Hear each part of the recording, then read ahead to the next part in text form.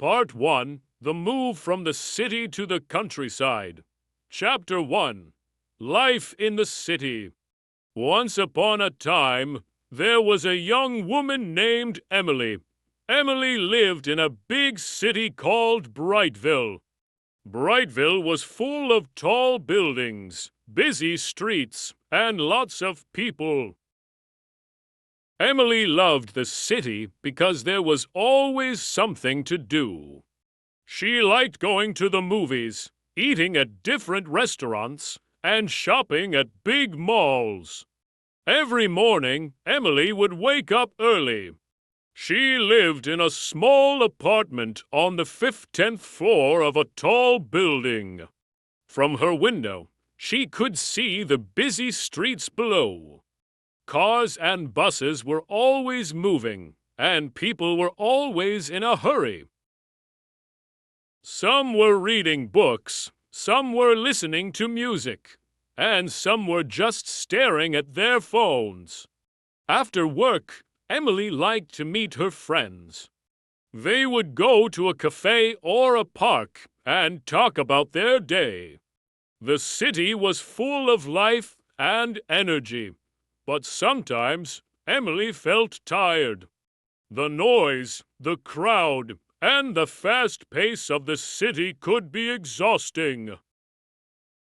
Chapter 2, Thinking about the Countryside. One day, Emily's friend Sarah told her about a trip she took to the countryside. Sarah said it was beautiful and peaceful. She showed Emily pictures of green fields, big trees, and blue skies. Sarah told Emily how quiet it was and how fresh the air smelled. She also talked about the animals she saw, like cows, sheep, and horses. Emily was curious. She had never been to the countryside before. She started to think about what it would be like to live there. No noise, no traffic, and no crowds. Just peace and quiet. A few weeks later, Emily decided to take a vacation to the countryside. She wanted to see it for herself. She booked a small cottage in a village called Greenvil. Greenvil was far from Brightville, and Emily had to take a long train ride to get there. Chapter 3, Arriving in the Countryside. When Emily arrived in Greenvil, she was amazed. The air was so fresh, and the sky was so blue. There were no tall buildings, just small houses with gardens full of flowers. Emily's cottage was at the end of a quiet street. It had a small garden with a big tree and a bench under it. The first night in Greenvil, Emily slept very well. It was so quiet that she could hear the sound of the wind and the chirping of crickets. In the morning, she woke up to the sound of birds singing. She made herself a cup of coffee and sat in the garden. It was so peaceful. Emily spent her days exploring Greenvil. She walked through the fields, visited farms, and talked to the local people. Everyone was friendly and welcoming. She learned about their simple way of life. They grew their own food, took care of animals, and enjoyed the beauty of nature.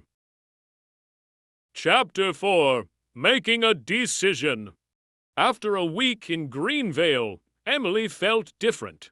She felt relaxed and happy. She started to think about her life in Brightville. She loved her job and her friends, but the city was always so busy and noisy. In the countryside, everything was calm and quiet. Emily thought long and hard about what she wanted. She realized that she needed a change. She wanted a simpler life, close to nature. So, she made a big decision. She decided to move to the countryside. She called her boss and explained her decision. To her surprise, her boss was very supportive. He said that Emily could work from home, even from the countryside. Emily was happy because she could keep her job and still move to Greenvil. Chapter 5: The Big Move. Emily went back to Brightville and started packing her things. She told her friends about her decision. They were surprised but supportive. They promised to visit her in Greenvil. Emily packed her favorite books, clothes, and some kitchen items. She also packed her art supplies because she loved to paint. The day of the move came quickly. Emily said goodbye to her apartment and the busy streets of Brightville. She took a last look at the city she had called home for so many years. Then she got in her car and drove to Greenvil. When Emily arrived at her new home, she felt a mix of excitement and nervousness. This was a big change, but she was ready for it. She unpacked her things and made her new cottage feel like home. She put up her paintings, arranged her books, and planted flowers in the garden. Emily was ready to start her new life in the countryside. In the next part of the story, we will follow Emily as she adjusts to her new life in Greenvil. We will see the challenges she faces and the joys she discovers. Stay tuned for Part 2. Part 2: Embracing Life in the Countryside. Chapter 6: Settling In. Emily woke up on her first morning in Greenvil with a sense of excitement. She stepped outside and breathed in the fresh, crisp air. The sun was shining, and the birds were singing. It was a beautiful day, and Emily felt happy about her decision to move. Emily's new cottage was cozy and charming. It had a small kitchen, a living room with a fireplace, a bedroom, and a study. The garden was her favorite part, with its colorful flowers, the big tree, and the bench underneath. She spent her mornings drinking coffee there, enjoying the peace and quiet. One of the first things Emily did was visit the local market. The market was held every Saturday in the village square. It was full of fresh fruits, vegetables, homemade bread, and cheese. Emily bought some apples, carrots, and a loaf of bread. She also bought a jar of honey from a friendly farmer named Mr. Thompson. Chapter 7: Meeting the Neighbors. Emily wanted to get to know her neighbors, so she decided to visit them. The first person she met was Mrs. Green, an elderly woman who lived next door. Mrs. Green was kind and welcoming. She invited Emily in for tea and told her stories about the village. Mrs. Green told Emily about the annual village fair, the summer picnics, and the winter bonfires. She also told Emily about the community garden, where people grew vegetables and flowers together. Emily was excited to join the garden and meet more people. Emily also met Mr. and Mrs. Carter, a young couple with 2 children. The Carters had a small farm with chickens, goats, and a cow. They invited Emily to visit their farm and showed her how to feed the animals. Emily enjoyed spending time with the Carters and their children, who were curious and playful. Chapter 8. Learning New Skills. Living in the countryside meant learning new skills. Emily wanted to be more self-sufficient, so she started by learning how to grow her own vegetables. She joined the community garden, where Mrs. Green and other villagers taught her how to plant seeds, water the plants, and take care of them. Emily also learned how to bake bread from Mrs. Carter. She spent a whole day in the Carter's kitchen, mixing dough, kneading it, and baking it in the oven. The smell of fresh bread was wonderful, and Emily felt proud of her new skill. One of the most exciting things Emily learned was how to milk a cow. Mr. Carter showed her how to do it gently and carefully. Emily was a bit nervous at first, but she soon got the hang of it. She enjoyed the simple, quiet moments spent with the animals on the farm. Chapter 9. Finding Balance. While Emily loved her new life in Greenvil, she still had to work. She set up a small office in her cottage and continued her job as a graphic designer. Working from home was different, but Emily liked the flexibility it gave her. She could take breaks to walk in the fields or tend to her garden. At first, it was a bit challenging to find the right balance between work and her new hobbies. Emily had to make a schedule to ensure she had time for both. She worked in the mornings and spent her afternoons gardening, baking, or visiting friends. Emily also found time to paint.